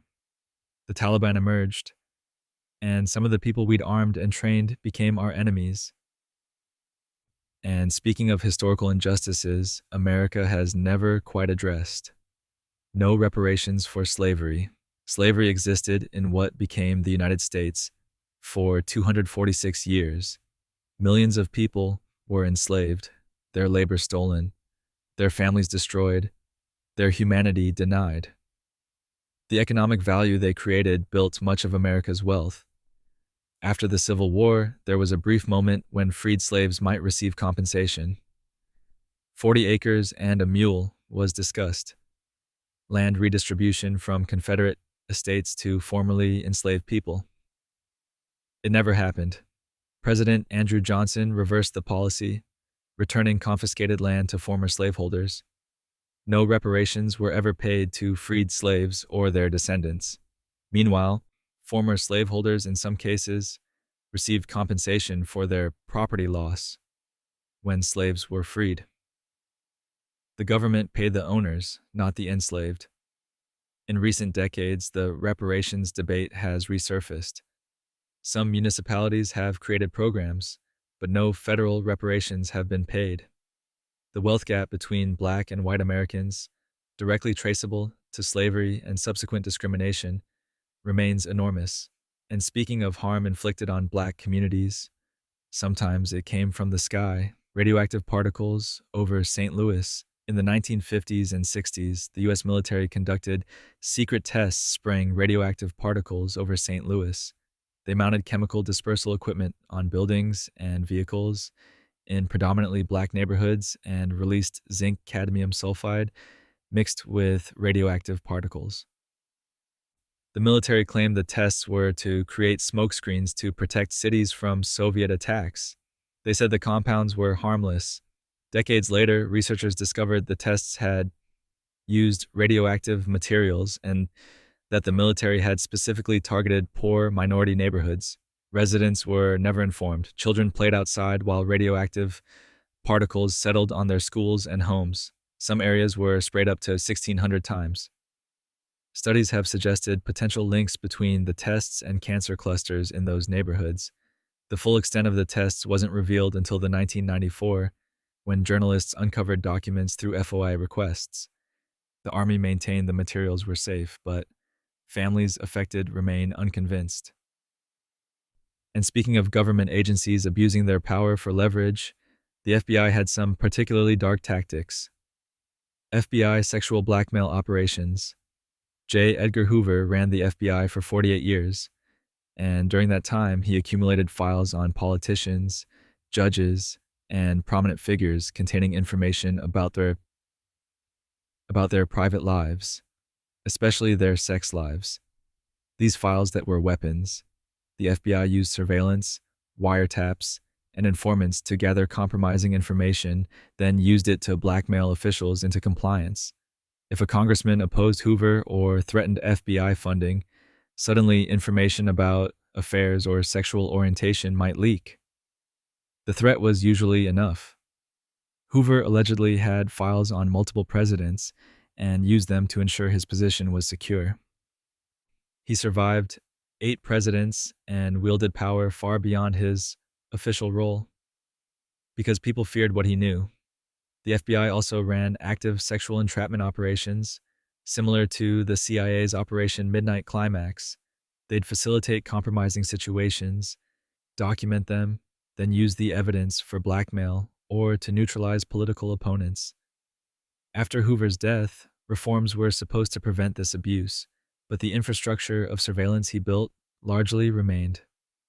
And speaking of lasting consequences from American military operations, some weapons leave poison that lasts generations. Depleted uranium in Iraq during the Gulf War and the Iraq War. The US military used depleted uranium ammunition extensively. It's incredibly dense and effective at piercing armor. It's also radioactive and toxic. When depleted uranium rounds hit targets, they create dust that can be inhaled or ingested. This dust settles into soil and water. The military said it posed minimal health risk, but since the wars, Iraq has seen dramatic increases in birth defects and childhood cancers, particularly in areas of heavy fighting like Fallujah. Studies have documented elevated uranium levels in soil, water, and human tissue in affected areas. Iraqi doctors report rates of congenital disabilities far above pre-war levels. Some birth defects are severe and heartbreaking. Children born with major organ problems, skeletal deformities, neurological damage. The U.S. Department of Defense maintains that depleted uranium is safe when handled properly. But handled properly doesn't account for civilian populations living in contaminated areas for decades after the fighting ends. The half-life of uranium-238 is 4.5 billion years. And speaking of justifications for that war that turned out to be false, the WMD lies in 2002 and 2003, the Bush administration built the case for invading Iraq on the claim that Saddam Hussein possessed weapons of mass destruction. Secretary of State Colin Powell presented evidence at the United Nations. President Bush, Vice President Cheney, and other officials repeatedly warned that Iraq had chemical and biological weapons and was pursuing nuclear weapons. The invasion happened in March 2003. As troops searched Iraq, they found nothing. No stockpiles of chemical weapons. no biological weapons programs, no nuclear weapons program. The intelligence had been wrong, or more accurately, it had been manipulated and exaggerated. The famous mobile biological weapons labs were weather balloon equipment. The aluminum tubes, supposedly for nuclear centrifuges, were for conventional rockets. The yellowcake uranium from Niger was based on forged documents. Investigations later revealed that intelligence agencies had doubts about the WMD claims, but those doubts were suppressed or ignored. The administration cherry-picked intelligence that supported the predetermined decision to invade. Over 4,000 American troops died. Hundreds of thousands of Iraqis died. No weapons of mass destruction were ever found. And speaking of government-funded media operations, sometimes propaganda doesn't hide what it is. Radio Free Europe and Radio Liberty during the Cold War, the CIA created and funded Radio Free Europe and Radio Liberty, broadcasting stations that transmitted news and programming into Soviet-controlled territories. On the surface, they were independent news organizations. In reality, they were propaganda operations funded by American intelligence. Radio Free Europe targeted Eastern European countries. Radio Liberty targeted the Soviet Union itself. They broadcast pro-Western content, anti-communist messaging, and information designed to undermine Soviet authority. They were remarkably effective at circumventing Soviet censorship. The CIA's involvement was supposed to be secret. When it was exposed in the late 1960s, it caused a scandal. The stations were transferred to a more transparent government board, but their mission remained essentially the same. To be fair, they also provided genuine news that people in closed societies couldn't access elsewhere, but they were fundamentally propaganda tools, government-funded media designed to influence foreign populations. They still exist today, now called Radio Free Europe / Radio Liberty, openly funded by Congress, still broadcasting to countries where press freedom is limited. And speaking of American interventions, 50 radio stations barely scratched the surface. 50-plus government overthrows. Since World War II, the United States has attempted to overthrow or successfully overthrown more than 50 foreign governments. 50. Some were coups, some were invasions, some were covert operations, some combined all three. We've already mentioned Iran, Guatemala, Congo, Chile, and others. But the full list includes Indonesia, Brazil, Dominican Republic, South Vietnam, Ghana, Iraq, Afghanistan, Libya, Syria, and those are just the confirmed ones.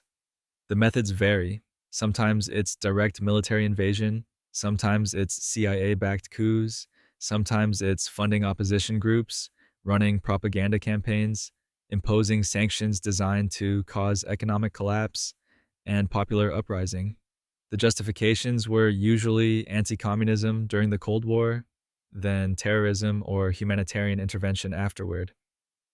The results were often disastrous: civil wars, dictatorships, destabilization that lasted decades. Very few Americans know the extent of this. It's not taught in schools. These interventions happened in the shadows, were classified for decades, or were simply never widely reported. And sometimes the government hurt Americans while claiming to protect them from foreign threats, downwinders, and atomic testing. From 1945 to 1962, the United States conducted over 100 atmospheric nuclear tests in Nevada. The mushroom clouds were visible from Las Vegas. Tourists came to watch. The government assured everyone it was perfectly safe. It wasn't safe. Radioactive fallout drifted over communities in Nevada, Utah, and Arizona. Thousands of people, called downwinders, were exposed to dangerous levels of radiation. They weren't warned. They weren't evacuated. They weren't even told they were being exposed. Cancer rates in these communities skyrocketed. Leukemia, thyroid cancer, bone cancer, diseases directly linked to radiation exposure. Children who played outside when fallout was drifting overhead. Families who drank milk from cows that ate contaminated grass. The government denied any health effects for decades. It wasn't until 1990 that Congress passed the Radiation Exposure Compensation Act, providing payments to downwinders and nuclear test workers, but many victims had already died, and the compensation didn't come close to covering the medical costs and suffering. The military knew the tests were dangerous. They monitored radiation levels. They just didn't tell the people living downwind. And speaking of people, the FBI monitored for surprising reasons. The FBI's Aretha Franklin file. Aretha Franklin, the Queen of Soul, one of the greatest singers in American history, had a 700-page FBI file. The FBI monitored her for decades because she sang at civil rights events and associated with activists. The FBI was particularly interested in her connection to the Black Panther Party and her friendship with Angela Davis. They tracked her concert appearances, monitored her travel, and noted her political associations. Being friends with the wrong people and singing at the wrong events made you a surveillance target. The file shows the FBI was concerned about her militant connections, as if being a Black woman who supported civil rights was inherently threatening. They monitored her European tours, concerned she might spread anti-American sentiment abroad. Aretha knew about the surveillance. She spoke about being monitored and having her phones tapped. Like Einstein, John Lennon, and Martin Luther King. She was considered a threat simply for using her platform to advocate for justice. The FBI was more concerned with watching artists and activists than with actual threats. And speaking of things the government watches but won't tell us about, classified UFO documents. The US government denied having any interest in UFOs, or UAPs, unidentified aerial phenomena. That changed recently when the Pentagon admitted that, yes, they've been investigating these things all along. Thousands of documents remain classified. Military pilots have reported encounters with objects performing maneuvers that seem to defy known physics. Some incidents were captured on radar and infrared. The government has acknowledged these encounters are real, but most of the details remain secret. What do they know? What have they recovered? What explanations have they ruled out? The classification continues. In 2023, Congress held hearings where former intelligence officials testified about crash retrieval programs and non-human technology. The Pentagon denied these claims, but the documents that might prove or disprove these claims, still classified. Maybe there's a mundane explanation. Maybe it's foreign technology. Maybe it's something else. What's certain is the government has information they're not sharing, and that secrecy fuels speculation. And speaking of operations that sound like science fiction but were entirely real. Acoustic kitty. In the 1960s, the CIA had an idea. What if we could use cats as mobile listening devices? So they launched Project Acoustic Kitty. They surgically implanted microphones, radio transmitters, and antennae into cats. The plan was to release these modified cats near Soviet embassies and eavesdrop on conversations. The first field test was reportedly a disaster. They released the cat near a Soviet target in Washington, D.C. It was immediately hit by a taxi. The cat died. The operation was over. The CIA spent about $20 million on the project over 5 years before abandoning it. The main problem, beyond cats getting hit by cars, was that cats don't follow orders. You can't direct a cat to go sit near specific people. Cats do what cats want. The project was declassified in 2001. The CIA admitted it happened, but claimed the taxi story might be apocryphal. Either way, they definitely tried to turn cats into cyborg spies. And speaking of operations with much darker consequences than dead cats, supporting genocide in East Timor. In 1975, Indonesia invaded East Timor. Over the next quarter century, Indonesian forces killed 300,000 people, about a third of East Timor's population, through direct violence, starvation, and disease. The United States knew about the invasion before it happened. President Ford and Secretary of State Henry Kissinger met with Indonesian President Suharto just hours before the invasion began. They gave him a green light. Indonesia was an anti-communist ally. East Timor's independence movement had leftist elements. The Cold War logic applied. For the next 24 years, the US provided Indonesia with weapons, military training, and diplomatic cover at the UN. We knew about the massacres. We kept supplying weapons. American-made aircraft and weapons were used to kill civilians. The genocide only ended in 1999 after the Cold War was over, and international pressure finally forced Indonesia to allow a referendum. East Timor became independent in 2002. The US supported Suharto's regime throughout the genocide. We prioritized strategic interests over 300,000 lives. And speaking of attacks where official explanations don't quite satisfy, the USS Liberty incident.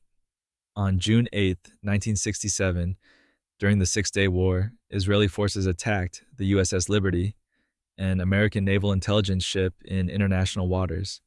Israeli aircraft and torpedo boats struck the ship for over 2 hours, killing 34 crew members and wounding 171. Israel claimed it was a case of mistaken identity. They thought it was an Egyptian ship.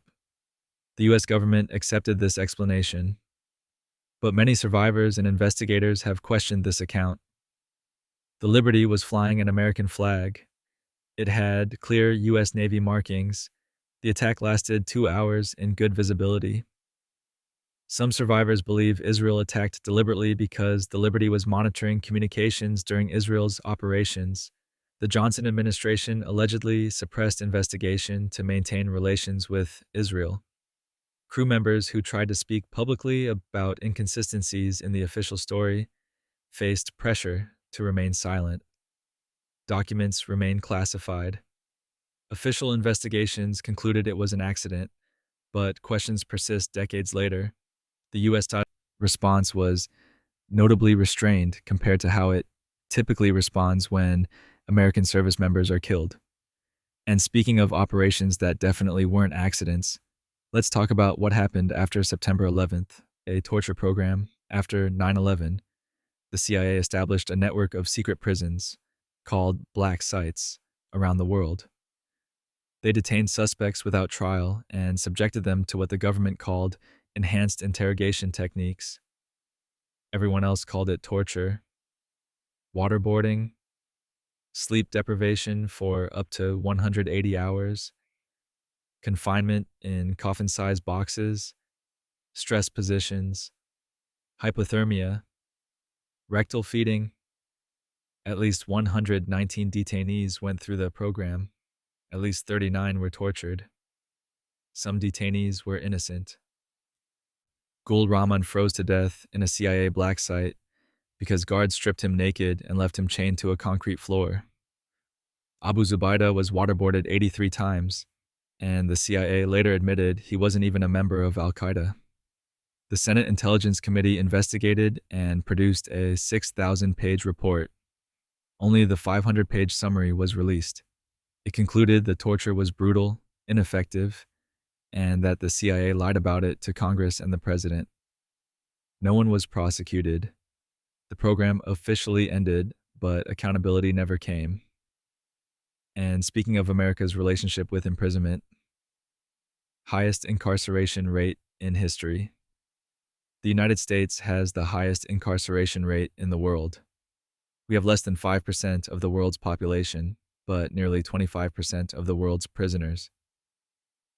Over 2 million people are incarcerated in American prisons and jails right now. This isn't because Americans are uniquely criminal. It's because of policy choices, the war on drugs, mandatory minimums, 3 strikes laws, harsh sentencing guidelines. These policies disproportionately affected Black and Latino communities. The incarceration rate increased 700% from the 1970s to the 2000s. Private prison companies profit from this. Communities are destroyed by mass incarceration. Families are separated. People lose voting rights, job opportunities, housing access. The U.S. incarcerates more people than authoritarian regimes we criticize for human rights violations, We imprison people at higher rates than Stalin's Soviet Union at the height of the gulags. That's not hyperbole, that's statistical reality. The system is designed to maintain itself. Prisons need prisoners. And speaking of controversial government decisions with global implications, gain of function research funding. For years, the US government funded research that involved making viruses more dangerous, called gain of function research. The idea was to study how viruses might evolve to better prepare for pandemics. The risk was creating more dangerous viruses that could escape the lab. The National Institutes of Health funded coronavirus research at the Wuhan Institute of Virology in China through grants to EcoHealth Alliance. This research involved modifying bat coronaviruses. When COVID-19 emerged from Wuhan, questions arose about whether lab research could have been involved. The exact origins of COVID-19 remain disputed, but what's clear is that the US government funded risky virus research at a lab in the same city where a pandemic started, then initially dismissed lab leak theories as conspiracy theories. Congress has held hearings. Documents show the research was riskier than initially disclosed. Some officials denied funding gain-of-function research, then later acknowledged it met the technical definition. Whatever the origins of COVID, the controversy revealed that the government funded potentially dangerous research with insufficient oversight in foreign labs, then wasn't fully transparent about it. And with that, we've reached fact 80. 21 more remain. Your eyelids are heavy. The government's secrets are heavier. FBI agents provocateurs in anti-war movement. And speaking of infiltration, the FBI didn't just watch the anti-war movement during Vietnam. They actively tried to destroy it from within. They planted agents provocateurs who encouraged violence, created division, and committed crimes to discredit peaceful protesters. These agents would show up at meetings and push for radical action. They'd suggest bombing campaigns or violent confrontations. When activists resisted, the agents would create factions and splits. Some planted evidence, others committed acts of vandalism and blamed activists. The goal was to turn public opinion against the anti-war movement by making it seem violent and extreme. It worked remarkably well. Many groups collapsed under the pressure of internal suspicion and external prosecution. Years later, these operations were exposed, but the damage was permanent. And speaking of damage the government did to Southeast Asia, more bombs on Laos than Japan. We mentioned the secret bombing of Laos earlier, but here's the scale. The United States dropped more bombs on Laos than on Japan during all of World War II. Japan, an industrialized nation we fought for years. More bombs than that dropped on a small, neutral agricultural country. Over 2 million tons on Laos. Japan received about 160,000 tons. That's more than 12 times the tonnage. On a country roughly the size of Utah, on a population of about 2 million people. The bombing lasted 9 years. Every 8 minutes, 24 hours a day. Another plane load. The country is still covered in unexploded ordnance that kills people every year. And the American public didn't know it was happening. And speaking of things that happened that still haven't been acknowledged, no acknowledgement for COINTELPRO victims. COINTELPRO was exposed in the 1970s. The FBI admitted to illegal surveillance, harassment, and disruption of activist groups. Congressional hearings were held. Reforms were promised. But here's what didn't happen. No official acknowledgement of victims. No comprehensive compensation program. No clearing of criminal records for people framed by FBI agents. No apologies to families of activists who were targeted, imprisoned, or killed because of FBI operations. Some individuals sued and won settlements, but there was no systematic process to identify and compensate everyone harmed by 15 years of illegal government operations. Many victims died never receiving acknowledgement of what was done to them.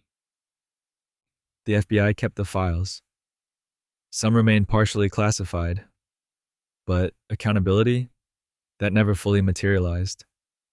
And speaking of government control of information, Operation Mockingbird. In the 1950s, the CIA launched Operation Mockingbird, a a program to influence American media. They recruited journalists from major news organizations to serve as intelligence assets. These journalists would plant stories, gather intelligence, and shape coverage to favor CIA interests. The agency had relationships with reporters at the New York Times, CBS, Time magazine, and other major outlets. Some journalists knowingly cooperated, others were manipulated without realizing it. The CIA used these connections to plant propaganda disguised as news. The program was exposed in the 1970s by the Church Committee. The CIA claimed to have ended it, but the infrastructure of government media relationships continued, and journalists who cooperated faced no consequences. When the government can shape what you read in the newspaper, truth becomes negotiable. And speaking of truths about Vietnam that took too long to acknowledge, napalm on children, the image of Phan Thi Kim Phuc, the 9-year-old Vietnamese girl running naked down a road, her skin burning from napalm, became one of the most iconic photographs of the Vietnam War. That photo was taken in 1972 by Nick Ut. The US dropped napalm extensively throughout Vietnam. It sticks to skin and burns at temperatures up to 1,200 degrees Celsius. It's designed to be inextinguishable. Children caught in napalm strikes faced horrific burns and often died. The military knew civilians, including children, were being killed by napalm. They continued using it anyway. Over 388,000 tons of napalm were dropped on Vietnam. Kim Phuc survived. She lives in Canada now and has spent her life working for peace. The napalm didn't kill her, but she carries the scars. And speaking of testing weapons on vulnerable populations, biological weapons tested on prisoners. We mentioned medical experiments on prisoners earlier, but some experiments specifically involved biological weapons. At facilities like Stateville and other prisons, inmates were exposed to potential bioweapons to study infection patterns and test vaccines. These weren't just disease studies, they were weapons development programs. The military wanted to know how biological agents would spread, how effective vaccines would be, and how to weaponize diseases. Prisoners were paid minimal amounts to participate. They couldn't truly consent in a coercive environment. Many developed serious illnesses. Some died. The testing continued for decades with government approval. After the Biological Weapons Convention banned offensive bioweapons research in 1975, these programs supposedly ended. But the data collected from prison experiments remained classified for decades. And speaking of deadly operations that remained classified, Fred Hampton's floor plan. On December 4th, 1969, Chicago police raided Black Panther leader Fred Hampton's apartment before dawn. They fired over 90 shots. Hampton was killed in his bed. He was 21 years old. The police claimed they had been fired upon first. Ballistics showed that of the 99 shots fired, only one came from inside the apartment, and it may have been fired after Hampton was already dead. Years later, documents revealed that the FBI had an informant inside Hampton's security detail. That informant, William O'Neill, provided the FBI with a detailed floor plan of Hampton's apartment, marking where Hampton slept. The FBI shared this information with Chicago police. Hampton was likely drugged that night. The raid was essentially an assassination. It was part of COINTELPRO's campaign to neutralize Black Panther leadership. And speaking of international agreements, America refuses to sign. Not ratifying Children's Rights Convention, the United Nations Convention on the Rights of the Child was adopted in 1989. It's the most widely ratified human rights treaty in history. 196 countries have ratified it. The United States is the only UN member state that hasn't ratified it. We've signed it but never ratified it, meaning it's not binding law. Why? Various reasons have been given over the years: concerns about parental rights, opposition to restricting juvenile life imprisonment, resistance to international law superseding state law. The result is that America stands alone in refusing to formally commit to international standards for children's rights. We're in the company of no one. Every other country has ratified it. And speaking of atrocities America was slow to acknowledge, My Lai Massacre. Cover up on March 16th, 1968. American soldiers murdered between 347 and 504 unarmed Vietnamese civilians in the village of My Lai. Women, children, elderly people executed in ditches, their homes burned. The army initially reported it as a military victory against Viet Cong forces. They claimed 200 combatants killed and minimal civilian casualties. It was a complete fabrication. A helicopter pilot, Hugh Thompson, who witnessed the massacre, tried to stop it and later reported it. The army covered it up for over a year. It only became public when investigative journalist Seymour Hersh exposed it in November 1969. 26 soldiers were charged. Only one, Lieutenant William Calley, was convicted. He served 3.5 years under house arrest. The cover-up went all the way up the chain of command. And speaking of journalists who exposed uncomfortable truths, discrediting Gary Webb. Remember Gary Webb, the journalist who exposed CIA connections to cocaine trafficking? After major newspapers attacked his reporting, he lost his job and his career was destroyed. He died in 2004 from 2 gunshot wounds to the head, ruled a suicide. But here's what happened after his death. The CIA's own Inspector General report confirmed much of what Webb reported. Other journalists revisited his work and validated it. He'd been right. The initial attacks on Webb came partly from CIA public relations efforts. The agency launched a campaign to discredit his reporting, feeding information to friendly journalists who then attacked Webb's credibility. It worked. Webb was professionally destroyed. Years later, the truth vindicated him. But he wasn't alive to see it. And speaking of the cocaine connection he exposed, Contras trafficking cocaine. The Nicaraguan Contras that the U.S. funded in the 1980s weren't just fighting communists. They were trafficking cocaine into the United States. Multiple investigations confirmed this. The Kerry Committee report in 1989 found that individuals and companies involved in the Contra supply network engaged in drug trafficking. The CIA's Inspector General report in 98 confirmed the agency knew about it and did nothing. Senior Contra officials were drug traffickers. The infrastructure the U.S. helped build for supplying the Contras was used to smuggle cocaine. The DEA knew. The CIA knew. They prioritized funding the Contras over stopping drug trafficking. The crack epidemic that devastated American cities in the 80s had direct connections to Contra cocaine trafficking. And speaking of the lengths the CIA would go to test drugs on people, Frank Olson's fall. In 1953, CIA biochemist Frank Olson fell to his death from a 13th floor hotel window in New York. The CIA claimed it was suicide. His family was told he'd had a psychotic break. 22 years later, the truth came out.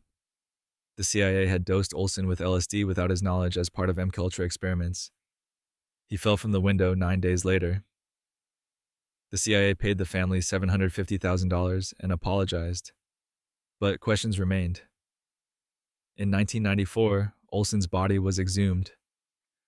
A forensic pathologist found evidence suggesting he'd been struck on the head before going out the window.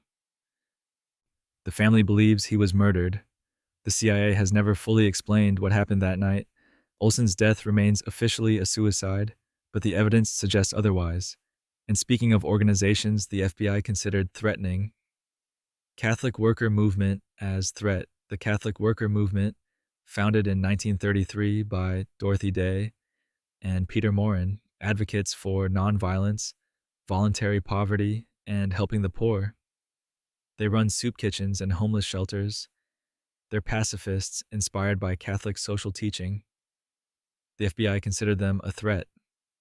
They maintained surveillance files on Dorothy Day and the movement for decades. Why? Because they opposed war and advocated for social justice. During the Vietnam War, some Catholic workers engaged in civil disobedience against the draft. This made them FBI targets. The Bureau infiltrated Catholic worker houses, monitored their meetings, and tracked their members. A movement based on feeding the hungry and opposing violence was treated as a national security threat. The files were released decades later. And speaking of secret operations that lasted for years, 4 years of secret bombing. We've mentioned Cambodia multiple times, but it's worth emphasizing. The United States secretly bombed Cambodia for 4 years before Congress found out. From March 1969 to May 1970, the bombing was completely hidden from the American public and most of Congress. President Nixon and Henry Kissinger ordered it. They falsified reports to hide it. Pilots were told to lie in their mission logs. The bombing campaigns were given false coordinates in official records. When it was exposed, it became part of the articles of impeachment considered against Nixon. The secret bombing contributed to his downfall, but only after 4 years and hundreds of thousands of tons of bombs had been dropped. Entire sections of Cambodia were destroyed without Americans knowing it was happening. And speaking of information that's still being kept from Americans, classified September 11th, Saudi connections. 28 pages of the congressional report on September 11th were classified until 2016. When finally released, they detailed possible connections between Saudi government officials and some of the hijackers. 15 of the 19 hijackers were Saudi nationals. Some had connections to individuals in the Saudi government. The extent and nature of Saudi government knowledge or involvement remains disputed. But significant information is still classified. Documents remain sealed. Congressional members who've read classified briefings say they paint a different picture than what's publicly known. The U.S. maintains close relations with Saudi Arabia despite these questions. Oil and geopolitical alliances matter more than transparency about who helped fund the worst terrorist attack in American history. And speaking of MKUltra techniques, we haven't covered yet. Hypnosis in MKUltra beyond LSD and drugs. MKUltra experimented with hypnosis as a mind control technique. The CIA wanted to know if they could create Manchurian candidates, assassins who could be programmed through hypnosis and wouldn't remember their actions. They experimented on unwitting subjects, trying to induce hypnotic states and implant suggestions. Some experiments combined hypnosis with drugs. They wanted to create controllable agents who could commit acts without conscious memory. The results are largely classified. What we know suggests it didn't work as envisioned. You can't reliably turn people into programmed assassins through hypnosis, but the CIA spent years and significant resources trying. The full extent of hypnosis experiments remains unknown because 90% of MKUltra files were destroyed. And speaking of statistics, we've mentioned that bear repeating.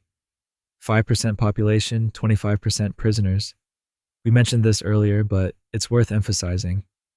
The United States represents about 5% of the world's population, but holds approximately 25% of the world's prisoners, over 2 million people incarcerated. This isn't accidental. It's the result of decades of policy choices: the war on drugs, mandatory minimums, 3 strikes laws, cash bail systems, and private prisons that profit from incarceration. Black Americans are incarcerated at more than 5 times the rate of white Americans. The system disproportionately targets poor communities and communities of color. No other democracy incarcerates people at these rates.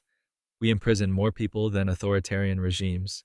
This is by design, not accident, and it continues today. And speaking of conditions veterans faced that the government denied, Gulf War syndrome lies. After the 1991 Gulf War, thousands of veterans reported chronic illnesses, fatigue, muscle pain, cognitive problems, headaches. They called it Gulf War syndrome. The Pentagon denied it existed for years. Veterans Affairs claimed symptoms were psychological. The Department of Defense said there was no evidence of a physical cause. Veterans were told it was stress or imagination. Eventually, studies confirmed Gulf War syndrome was real. Veterans had been exposed to chemical weapons, pesticides, depleted uranium, oil fire smoke, and experimental vaccines. Multiple toxic exposures caused real, measurable illness. The government finally acknowledged it in the late 1990s. but only after years of veterans being dismissed and denied benefits. Many died before receiving acknowledgement or care. And speaking of unlikely surveillance targets, John Denver's FBI file. John Denver, singer of Take Me Home, Country Roads, and Rocky Mountain High, had an FBI file. Why would the FBI monitor John Denver? Because he opposed nuclear power and supported environmental causes. In the 1970s and 80s, Denver spoke out against nuclear weapons and advocated for renewable energy. He testified before Congress about environmental issues. This made him an FBI surveillance target. The file documented his activities, associations, and public statements. It's not extensive compared to activists, but the fact that it exists shows how broadly the FBI defined threats. A folk singer advocating for clean energy was considered worth monitoring. The file was released through FOI requests after his death in 1997. And speaking of things America has never done, no official apology for slavery. The United States government has never officially apologized for slavery. Congress has passed resolutions expressing regret. Some states have apologized, but no formal official government apology has been issued. In 2008, the House passed a resolution apologizing for slavery and Jim Crow. The Senate passed a similar resolution in 2009, but these were non-binding resolutions, not official government policy. No president has issued a formal apology on behalf of the United States government, no comprehensive acknowledgement of slavery's role in building American wealth, no official recognition of the ongoing effects of that institution. Other countries have apologized for historical injustices. America, built partly on 246 years of slavery, hasn't. And speaking of accountability that never came, whistleblowers paid the price. Here's the final truth. Most of what you've heard tonight only came to light because whistleblowers risked everything. Daniel Ellsberg leaked the Pentagon Papers and faced espionage charges. Edward Snowden revealed NSA surveillance and lives in exile. Chelsea Manning exposed war crimes and spent years in prison. Frank Olson questioned MKUltra and ended up dead. Gary Webb exposed CIA cocaine trafficking and was professionally destroyed. Jeffrey Sterling went to prison for allegedly leaking information about Iran operations. These programs were designed to remain secret forever. They only became public because individuals decided truth mattered more than their safety, careers, or freedom. Most whistleblowers face prosecution, not protection. They're called traitors, not heroes. And the systems they exposed often continue in modified forms. That's how we learned 101 dark facts about government operations. Someone broke the rules to tell us the truth. And with that, we've reached the end. And that brings us to the end of our journey through the shadows of American history. 101 facts, 101 moments when the government decided that ethics were optional and accountability was for other people. From Tuskegee to Wuhan, from MKUltra to mass incarceration, from poisoned alcohol to poisoned information. The most unsettling part isn't that these things happened. It's that most of them only stopped because someone broke the rules to expose them. And some of them never really stopped at all. They just got better at hiding. But here's the thing. Knowledge is power. Even uncomfortable knowledge. Especially uncomfortable knowledge. The first step toward preventing future abuses is remembering past ones. So tonight, as you drift off to sleep, be grateful that at least you live in an era where these secrets eventually come out. Even if it takes 50 years. Even if the people responsible never face consequences. And remember, the government that did all these things is the same government that promises it's learned its lesson. Sleep tight.